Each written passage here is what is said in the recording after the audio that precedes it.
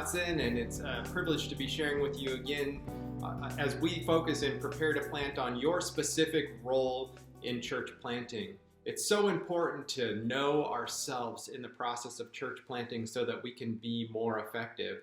We even say, know yourself that you may know God. There's something really profound about being aware of who you are and how God's created you that helps you learn about God and also learn how to better proclaim Him to others. So know your personality. If you've gone through one of our church planting assessments, you've probably gone through a whole wide array of different personality profile tools like the DISC and Enneagram, Myers-Briggs or Golden Type, Strength Finders.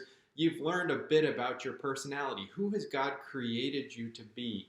What is your personality? Also, know your gifts. What are the unique gifts that God has put in your life? Maybe it's a musical gift or a creative gift, or maybe it's a teaching gift. What are the gifts that God has given you? A hospitality gift that's a bridge for the gospel. Be aware of those gifts. Also, know your passions. I've found in my life, oftentimes it's my passions and even my hobbies that are bridges for the gospel, to be aware of those passions that God has hardwired into us. And know your history. How has God used you? How has God spoken to you? Who are the people that you are often drawn to? A timeline activity can often be a really helpful tool to just look back at your life and see, how has God been at work in my life? What are the themes and the values that He wants me to reflect? So know your history in that way. Also, remember that character development is primary.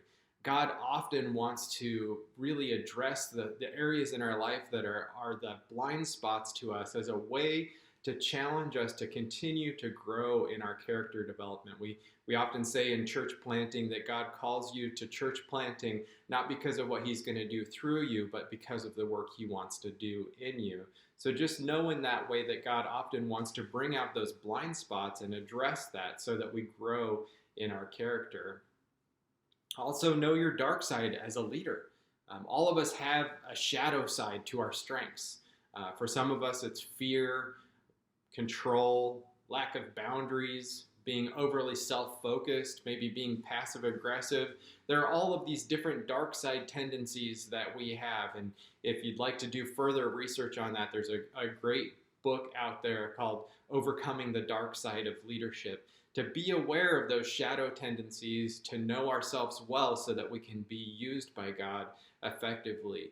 And the more self-aware we are, the more impact we're going to have. Church planting is vital.